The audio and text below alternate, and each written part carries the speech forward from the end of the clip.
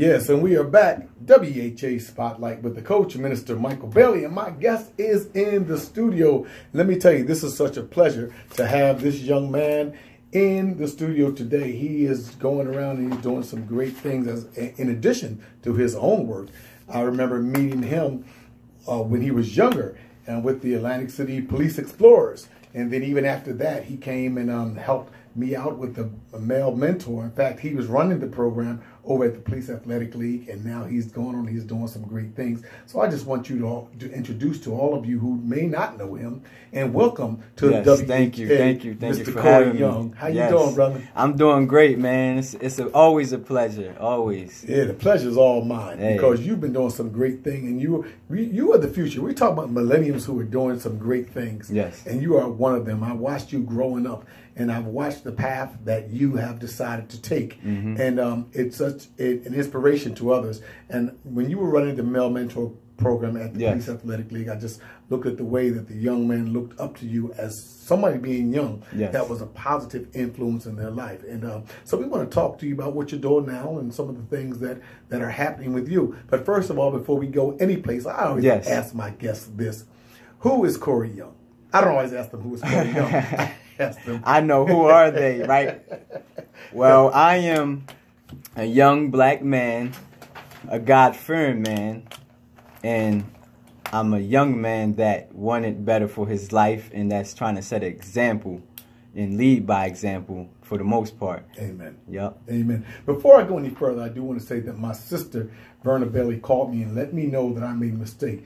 Verna, thank you. We call it Tata. Thank you for listening and letting me know I made a mistake on the Thanksgiving worship service, which is November 19th. I believe I said November 8th.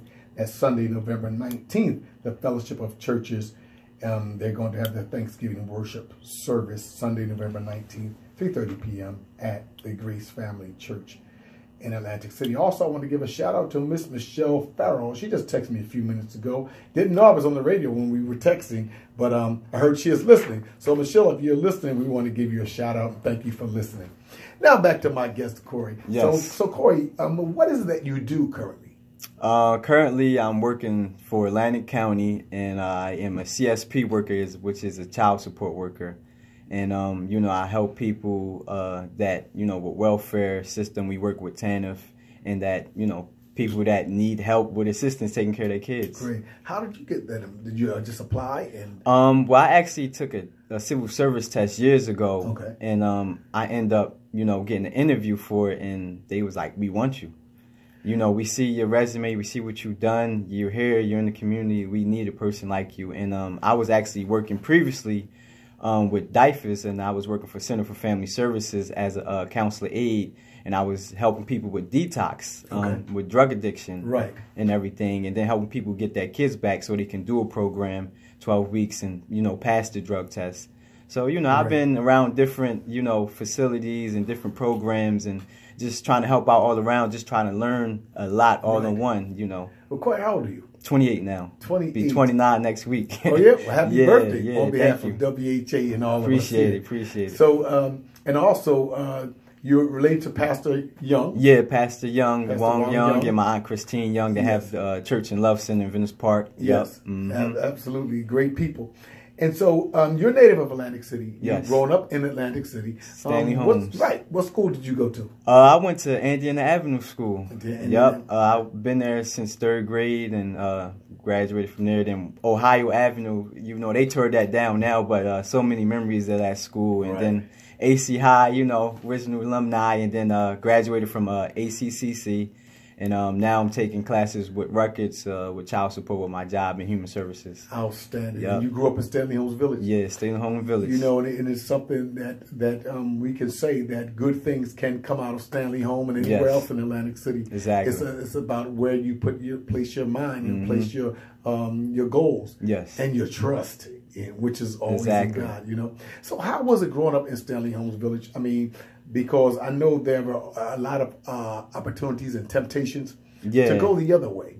Yeah, I got in like a few things, but at the end of the day, I had, Officer Hadley, I had you, and I had other people, and, some stuff stuck and some stuff didn't. But I think as a young kid, being out there, you also have to learn. I mean, your parents can give you all the advice in the world, but it's up to you to actually take it and grasp it and do something with it. And with that time, I always knew that I wanted better. I always knew I wasn't like everybody else. I was always that quiet one to the side, but I still was around, and I still got into the little things, but I actually had to grow and learn gradually as time come, because, as we get older, we learn stuff differently and we realize things, if we really open up our minds instead of being closed-minded, and realize that, some friends is not your friends, and some people that you be around with is going to change. Life changes. So you have to accept it. And at one time, it meant a lot to me to be in the streets and be with the guys and the girls and do whatever. And then you had to realize it don't mean nothing really. People losing their lives and people dying from drugs or getting killed for no reason at all. And that's not what I wanted. I wanted to be that example. Wow, absolutely. And did experience teach you that? Like maybe you've gotten to a situation where you said, well, this is not what I want for my life. And then you said, okay, enough of this. Or few experiences. Okay, and then they have changed. But some people don't grasp it like that. Some people will get chance after chance after chance after chance, and you'll find some will just start being in the juvenile justice system. Yeah, I had friends that got caught up in the system because, they learn differently. Everybody has their own way of learning. Sometimes some people get it quick, some people may not get it, and then sometimes it takes them to fall real hard and really understand, or they might lost a few friends or family members while they was locked up, and it really woke them up like, man, I can't do this. I lost my fam, I lost everything, and it ain't do nothing for me. So at the results of that, it's like, wow, I really got to change, or I'm going to either be dead or locked up. That's the only two results, and I seen that. So I wanted to be that person to be like, man, he came from this, he came from that. But anybody can do it. It's all about a matter of choices. The choices that you make in life will affect you later on. Right. So. Why do you think that many African American males and even some females choose to continue in a life that is destructive, as opposed to coming out and getting involved in some of the programs that you were involved in when you were young? We're going to talk about that in a minute. Why nowadays? I can ask you this because I think you're around that age group a little more and kind of know what their mindset is. Well, the generation now today is different from like when you was growing up or when I was growing up. It was more involvement.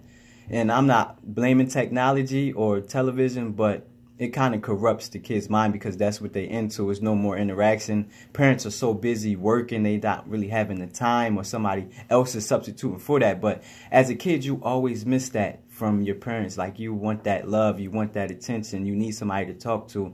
And most of these kids, really, they don't have it.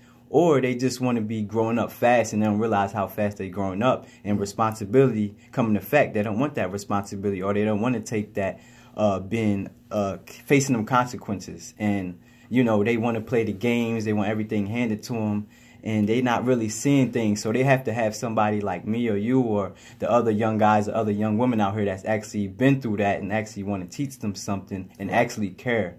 So wow. And that's right. That's a great answer. And I'm having a forum called Boys in the Hood in a couple weeks. Okay. And I'm bringing people from the neighborhood that they can talk about life as they see it. And amazing. It's not right. I'm not going to try to sway or persuade. I just want to hear what they have to say. We need to know what their mindset is. We need to. That's why I asked you, and a lot of things that you said are very interesting. Yeah.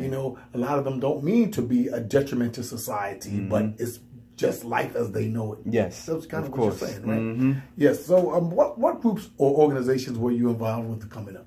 I was Explorers program. That actually was like the best program ever because we actually got interaction with the community. We had to volunteer like to clean up or with the concerts, and that was like amazing. And then we was actually in pals, cleaning up and playing basketball, spending the night. But it was actually, the thing about it was bond. It was, a team, and you felt like you was part of something, and you was actually learning from there. Like, even if we made mistakes, it was like, don't do this, this is the wrong thing, or we had to write about it. We had to write about it and explain why we did it, but we acknowledged it and realized that we was doing something wrong, or if we cursed, or if we threw something, or bad attitude, and every time we kept just learning and grasping. And most of the guys that I see now that was in the Explorers program are doing great. Right. You know, and I was a part of the Boys and Girls Club as well. Right. And the Fugitive Safe Surrender program, I ended up getting into that later on, helping out in the community, Housing Authority, Covenant House.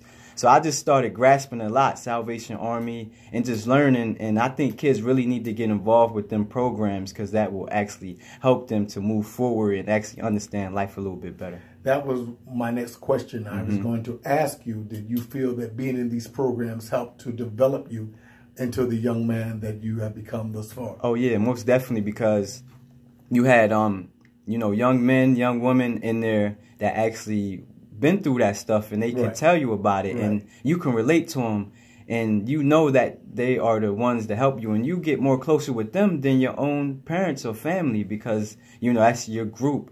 And it really meant a lot to me, you know, even though I may not got it the first time, the second time, but it started to hit. It started, you know, gradually through time. And it's like, all these people are saying the same thing. Why are they saying the same thing? It must be something why they keep saying the same thing. That's right. That's right. Yep. So, well, many in your age are, you know, getting fast money, getting cars, hotel rooms, partying, etc. And you said what made you choose this path? Well, even now at this age, I'm sure you see some people that you grew I still up with. see it. Right, right. So what makes you say, I'm going to stay this path as opposed to, you know, trying to get that fast money? I'm sure you've had offers, temptations, and all that kind of stuff. Encounters. I mean, because even now, even when you were younger, I know you were involved in those younger programs, you know, but now at this age, and you're still seeing a lot of people with what may be construed as or looked upon as success. Yeah. But we know where that's going to lead. Yeah. I mean, I'm sure you understand that. Yeah, money is not success. You know, the streets is like money is everything, but really money can get you killed. Money can have all sorts of problems. Like they say, money is the root of all evil. The love of money. The love of money, yeah. That's right. But, you know, I just looked at it and I just was around it like, you know, people just was dropping like flies and people's life was just changing before me. And I'm just like, wow, you know, I got caught up a few times and, you know, and I realized like this ain't for me. You know, some people chose differently, but I was like, I know that wasn't me the whole time. I know that wasn't me. And I just wanted better. But these programs meant a lot because it gave you involvement and then you didn't have the time to go out there and do something. But if you did, it was like, oh, I got to go to school, or I got to get this done or something. Or, you know, one of the mentors calling like, hey, man, what's going on? Come with me or we're going to go here. Right. You didn't have the time to really get involved and do something. But even if I was involved, I wasn't really involved, you know? Gotcha. Yeah. So when you came over to Atlantic City, pal, and you were helping, you were now the mentor. What made you want to, because everybody that does well for themselves and changes their course is not necessarily meant to be a mentor or meant to lead. What made you decide that this is what I want to do? Not only do I want to be successful, but I want to be able to give back and show other young men how to be successful. Why? I just wanted to give back. I know it was really important to give back and even come back to my city to let them know, like, listen, you can have a past and you still can come out good, you know. And definitely, you know, with God, I had brought God back into my life and everything just rattled all over. And then once you do good, people want to help you. Right. You know, people out of nowhere, they want to be there for you. And it's like, what? What's going on? You want to help me, or you want to, you know, help me with my class, or you want to help me read or get a job?